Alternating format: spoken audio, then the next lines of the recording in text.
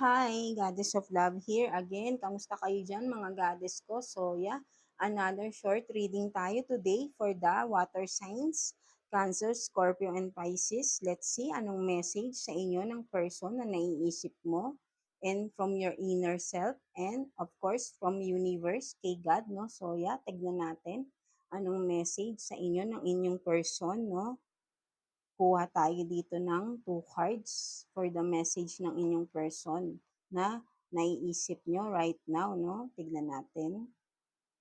2 cards for the persons on your mind, no? Ano kayang sasabihin ng inyong person? Tignan natin. So, you have this, I feel you even though we are apart. So, may distance pala, may distance between the two of you, no? Water signs, no? And I lost myself for a little while, no? So, yeah, merong ng distance dito. May distance, I mean, merong, siguro, hindi naman kayo, for some of you, I think, hindi naman kayo magkahiwalay nito. Maybe, malayo lang siya sa inyo, malayo lang kayo sa isa't isa, no? So, para sa kanya, kahit malayo kayo, nararamdaman ka pa rin niya, nafe-feel ka pa rin niya, no? So, siguro, lagi kang nasa isip niya, no? Kahit anumang gawin niya, nasa work siya man, di ba? Kumbaga, parang sinasabi niya sa'yo rito, hindi ka nawawala sa isip niya, no? Something like that, no? And then, eto nga, minsan nga kapag iniisip ka niya, maybe sa work niya, nawawala siya sa sarili niya. Baka minsan, kakaisip niya sa'yo, minsan hindi niya alam na hindi niya nagagawa ng tama yung trabaho niya. Something like that, no? May mga times na ganun kasi lagi ka talaga niyang naiisip. So, take what's resonate, water signs, no? So, maybe this person or yeah, for sure this person is super in love sa inyo, no? Water signs, no? Take what's resonate. This person is malayo sa inyo, malayo kayo sa isa't isa, no? Right? So, yeah, that's it, no? Maganda naman ang message sa inyo. So, tignan naman natin anong message ng inner self nyo, no? Water sign, Cancer, Scorpio, and Pisces. Kuha rin tayo ng 2 cards, no? For your inner self message, no? And tingnan natin anong message ng inyong inner self. So, you have this mantra, and release, no? For some of you, meaning, sinasabihan kayo ng inner self nyo na take time to yourself, meditate, no? For some of you, medyo drain kayo, no? Parang, ito, sinasabi kayo, no? Na, ng inner self nyo, take your time to, take your, kumbaga, yourself, no? Some time na mag-relaxation, no? Mag-meditate, no? Mag-chill or maybe you need time to pwede ring to more connect more deeper sa ating universe kay God, no? For some of you lang, water sign, no? Ayun yung sinasabi ng inyong inner self, no?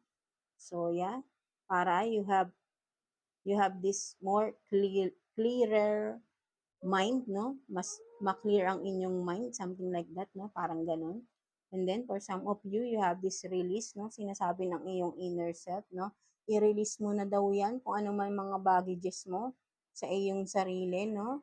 Mga pain na nararamdaman mo, mga pinag-iisip mo, overthinking mo sa iyo, water sign, na alam mo naman hindi na dapat, no? Sinasabi ng iyong inner self to release those, no? Kasi nahihirapan ka na rin, no? Kaya siguro pinagme-meditate ka na rin, no? Sobrang drain ka na siguro, kaka-overthink, no? Water sign. So, time to release na daw, sabi ng iyong inner self. Huwag mong pahirapan yung sarili mo, no? So, yeah, that's it, no? Water sign. So, tignan naman natin anong message sa iyo ni universe, no? Message or advice ni universe sa iyo, no? Kuha rin tayo ng 2 cards here, no? Sa inyo, water sign, Cancer, Scorpio, and Pisces. Tignan natin, message ni universe for you, no? So, you have this unconscious games and crystal clear, no? So, yeah, I think this is connected, no? For some of you, water sign, Cancer, Scorpio, and Pisces, no? You are in this unconscious game. Meron kang, may nakikipagkompetensya sa iyo, water sign, na hindi mo nalalaman, no? Para sa kanya, there are people around you na thinking that you are an enemy for them, no? Or nakikipagkompetensya sa iyo nang hindi mo nalalaman because you're unconscious, right? No? Hindi mo nalalaman, may mga pwedeng sabihin natin naiinggit sa iyo, no? At feeling nila kakompetensya ka nila, no? Nilalagay ka nila sa isang game na ikaw yung kalaban nila, no? Something like that. Pero ikaw walang kaalam-alam, no? Kumbaga, para sa kanila, kaaway ka nila, kalaban ka nila, kakompetensya ka nila. But then ikaw, hindi mo alam. So beware kasi maybe, wag naman sana, baka mas lumala pa yan, no? Baka dahil sa inggit, mas lumala pa, no? But then, with this crystal clear, no? Soon, sabi sa ni universe, soon, malalaman mo rin lahat behind that, kung sino man tong mga tao na ito na gumagawa ng hindi maganda sa iyo, 'di ba? Kung nagko-cause ng mga problema, maybe for some of you, no? You will soon be crystal clear with that. Malalaman mo rin. Ayun yung nakikita ko rito. So, yun ang sinasabi sa iyo ni universe, ni God, na huwag kang mag-alala. Soon malalaman mo rin yan. Lahat-lahat. Kung ano man yung mga nangyayari behind your back, sino man itong mga taong nagtatrader sa iyo, it will be revealed crystal clear. No? So yeah, that's it. Water sign, Cancer, Scorpio, and Pisces. I hope naka-resonate kayo sa ating reading today. And yeah, thank you for watching. And please like and subscribe sa ating channel. And yeah, God bless you all. And thank you, water signs.